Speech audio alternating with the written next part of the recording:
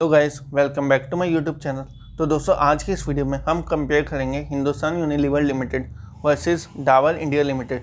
तो दोस्तों, आज की इस वीडियो में हम दोनों कंपनीज़ का बिजनेस देखेंगे, उसके बाद दोनों कंपनीज़ के फंडामेंटल्स। तो चलिए वीडियो को स्टार्ट करते हैं। तो दोस्तों, सबसे पहले बिजनेस की बात करें तो Hindustan Unilever limited is an Indian consumer good company headquarter in Mumbai. तो भाई ये एक इंडियन कंज्यूमर गुड कंपनी देखने को मिलती है। उसके बाद इनके जो प्रोडक्ट हैं वो है food, beverages, cleaning agent, personal care product, water purifiers और उसके साथ साथ एफएमसीजी के प्रोडक्ट। तो भाई इनका बिज़नेस हमें काफ़ी डाइवर्सिफाई देखने के लिए मिलता है। उसके बाद हम डाबर इंडिया के लिमिटेड के बिज़नेस की बात करें तो Dabur India limited is a multinational consumer good company. तो भाई हमें एक एमएनसी कंज्यूमर गुड कंपनी देखने को मिलती है। उसके साथ साथ इनके जो प्रोडक्ट हैं ये मेनली डील करती हैं आयुर्वेदिक मेडिसिन हो गई, जैसे आप यहाँ देखोगे Ayurvedic medicine and natural consumer product. और उसी के साथ साथ it is one of the largest fast moving consumer companies. तो एक अच्छी FMCG company, largest FMCG company देखने को मिलती है। उसके बाद इनका जो बिज़नेस है उसका 60% रेवेन्यू आता है कंज्यूमर केयर बिजनेस से, 11% from the food business and remaining जो है वो इंटरनेशनल बिजनेस यूनिट से आता है। तो भाई इनका भी हमें बिजनेस काफ़ी डाइवर्सिफाई देखने के लिए मिलता है। आयुर्वेदिक मेडिसिन हो गई, नेचुरल कंज्यूमर प्रोडक्ट हो गए, एफएमसीजी, तो इनका भी हमें काफ़ी अच्छा बिजनेस देखने मिला। देन दोस्तों, इनके जो ब्रांड्स हैं या इनके अंडर जो प्रोडक्ट आते हैं, आइए आपको एक बार वो भी बता देता हूँ। दोस्तों, सबसे पहले ब्रांड्स में बात करें HUL की, तो HUL के अंडर क्या क्या आता है आपने देखा होगा। Knorr soup, Dove, Lifebuoy, Lipton green tea, Sunsilk, Lux, Cornetto, Comfort. यहाँ आप देखोगे मैग्नम, शॉर्ट, Lakme, Pears, Wheel, Pond's, Vaseline, Surf Excel. उसके साथ साथ ब्रू हो गया, रेड लेबल हो गए, रिन हो गए। तो दोस्तों बहुत सारी कंपनीज HUL के अंडर आती है। तो आप देखोगे इनका जो बिज़नेस है कितना डाइवर्सिफाई है एंड मेनली हर प्रोडक्ट में ये डील करते हुए हमें देखने के लिए मिलते हैं। उसके बाद आप डाबर का देखोगे तो डाबर का जैसे उस कंपनी ने बताया भी है, च्यवनप्राश हो गए, हनी हो गई, या डाबर की जो आयुर्वेदिक मेडिसिन हो गई, इन सब का बिजनेस है। उसके बाद आप देखोगे Dabur oil, fam, real juice जो आता है, डाबर रेड, ओडोनिल एंड उसके साथ साथ बहुत सारे प्रोडक्ट और भी है। लेकिन डाबर इंडिया का जो है वो थोड़ा मतलब कम डाइवर्सिफाइड पोर्टफोलियो है। कंपनी प्रोडक्ट अच्छे हैं लेकिन थोड़े कम प्रोडक्ट्स हैं। तो आइए उसके बाद हम इनके सबसे पहले रिटर्न कंपेयर कर लेते हैं। तो अब बात करें स्टॉक की, तो स्टॉक कैसा परफॉर्म करता है दोनों कंपनी का। तो यहाँ आप देखोगे हिंदुस्तान यूनिलीवर, देन उसके बाद डाबर। तो भाई मैक्सिमम चार्ट में बात करें तो डाबर इंडिया ने आप देखो कितने अच्छे रिटर्न्स बना के दिया है। उसके साथ साथ हिंदुस्तान के रिटर्न्स एक नॉर्मल रिटर्न्स हैं। आप यहाँ चार्ट में भी देख सकते हो मैक्सिमम में डाबर इंडिया कितना अच्छा, हमें कितनी अपसाइड देखने मिला है, लेकिन हिंदुस्तान यूनिलीवर थोड़ा मतलब स्लो चलता है।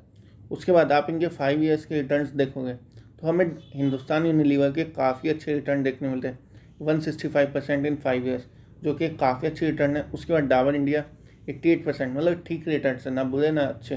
देन उसके बाद आप इनके 1 ईयर के रिटर्न देखोगे तो भाई दोनों कंपनी ने सेम ही 23% एंड यहाँ पर हिंदुस्तान यूनिलीवर 16%। तो दोनों स्टॉक ने सेम ही रिटर्न दिए, कोई मतलब ना ही हमें अच्छे रिटर्न, मतलब दोनों का कंपैरिजन में हमें ठीक ही रिटर्न देखने मिले।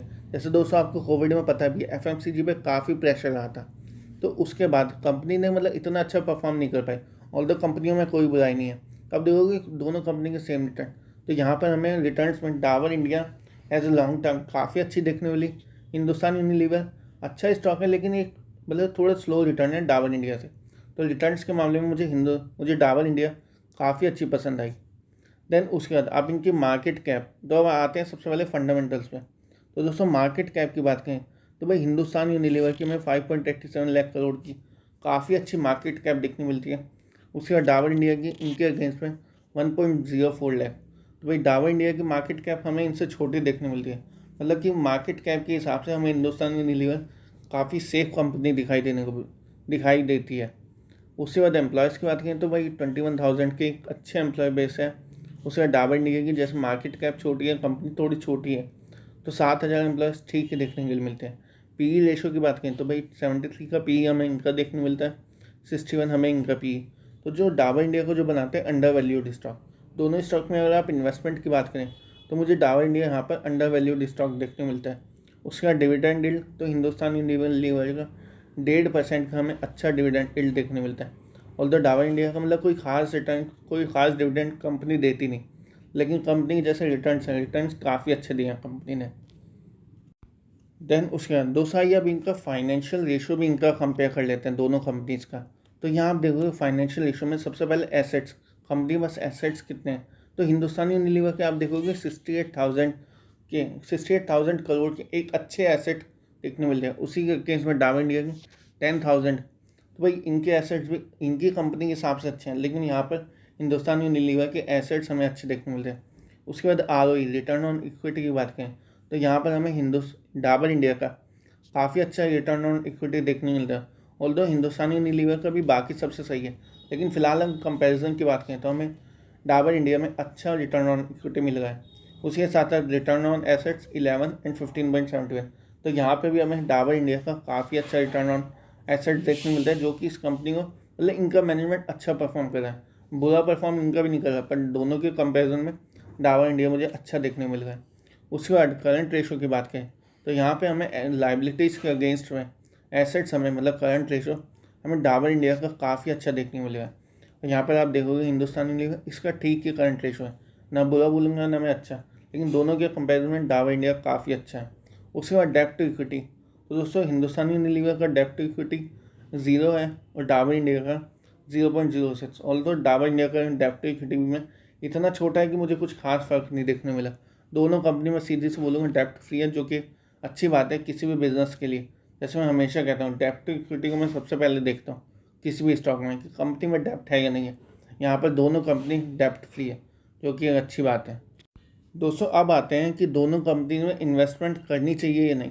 तो दोस्तों दोनों कंपनी में कोई बुराई नहीं है, दोनों के फंडामेंटल्स अच्छे हैं, दोनों कंपनी रिटर्न भी अच्छा बना के दे रही है। लेकिन अब अगर आपको एक कंपनी चुननी है कि आपको उसमें इन्वेस्ट करना है, तो अगर आप रिस्क ले सकते हैं स्टॉक मार्केट में तो आप जाइए डाबर इंडिया के साथ। यहाँ पे आपको अच्छे रिटर्न्स मिलेंगे और यहाँ पर आपके मतलब पैसे सेफ रहेंगे। लेकिन डाबर इंडिया जैसे एक मिड कैप कंपनी है, तो उस वजह से इसमें थोड़ी बहुत वॉलेटिलिटी रह सकती है। लेकिन यहाँ पर हिंदुस्तान यूनिलीवर में एक हमें अच्छा डिफेंसिव स्टॉक देखने मिलता है, जो कि एज ए लॉन्ग टर्म मुझे एक अच्छी अपॉर्चुनिटी बनते हुए देखने मिल गया। लेकिन उसके अगेंस्ट में अगर आपका रिस्क अगर आप नहीं ले सकते तो आप जाइए हिंदुस्तान यूनिलीवर के साथ। एक अच्छी मार्केट कैप वाली कंपनी है, निफ्टी 50 की कंपनी है एंड कंपनी चलती है, स्टेबल चलती है। तो इस वजह से मुझे हिंदुस्तान यूनिलीवर पसंद भी काफ़ी आता है। डेप्ट फ्री कंपनी है, कंपनी के फंडामेंटल्स अच्छे हैं, फाइनेंशियल अच्छे हैं, मार्केट कैप इतनी बड़ी है कि भाई इतनी मतलब मुझे गिरावट की अपॉर्चुनिटी लगती नहीं है इसमें कि कभी गिरावट आएगी, इतनी ज़्यादा आएगी भी तो वापस से कंपनी उठ जाएगी। कंपनी बहुत बड़ी है। अगर आप एक सेफ साइड चलना चाहते हैं तो हिंदुस्तान यूनिलीवर, और अगर आप थोड़े बहुत रिस्क ले सकते हैं तो डाबर इंडिया। और तो डाबर इंडिया में भी आपको लॉस नहीं होगा, लेकिन आपको थोड़ी बहुत वॉलेटिलिटी देखने को मिल सकती है। दोस्तों देन एक और मुझे इसमें अगर आपको दोनों कंपनी लेके चलनी है तो आप अपना 60% पैसा मैं पर्सनली हिंदुस्तान यूनिलीवर में लगाऊंगा, उसके अगेंस्ट में मैं डाबर इंडिया में 40%। ऐसा क्यों? क्योंकि वह 60% पैसा मेरा सेफ है हिंदुस्तान यूनिलीवर में। मार्केट में कुछ भी हो जाए, हिंदुस्तान यूनिलीवर का बिजनेस इतना बड़ा है कि मेरा पैसा डूबने नहीं देंगे। 60% मेरा पैसा सेफ है। उसके बाद मैं 40% पे एक अच्छा रिटर्न ले सकता हूँ। थोड़ा सा रिस्क रहेगा, लेकिन मेरा पैसा इसमें उतना इन्वेस्ट है कि मुझे कुछ खास फर्क नहीं पड़ेगा। अगर ये स्टॉक 20% भी चला हिंदुस्तान यूनिलीवर, उसके अगेंस्ट में डाबर इंडिया 40% चल जाएगा, अगर मार्केट में सब कुछ अच्छा चलता है तो दोस्तों इस वजह से मैं 40% अपना पैसा डाबर इंडिया में, उसके अगेंस्ट में 60% पैसा हिंदुस्तान यूनिलीवर में। दोस्तों मैं दोनों कंपनीज के कंपेरिजन में ऐसे ही इन्वेस्ट करना चाहूँगा।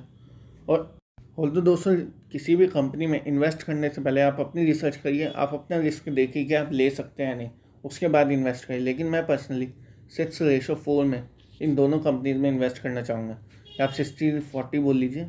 मैं इन दोनों कंपनी में इस रेशो में इन्वेस्ट करना चाहूँगा। दोस्तों दोनों कंपनीज अच्छी है, दोनों में कोई बुराई नहीं है। तो मेरी इन दोनों कंपनीज़ को लेके यही राय थी। तो अगर आपको वीडियो पसंद आती है तो वीडियो को लाइक कर देना एंड उसी के साथ साथ चैनल को भी सब्सक्राइब कर देना। तो मिलते हैं आपसे नेक्स्ट वीडियो में ऐसे ही नए कंटेंट के साथ।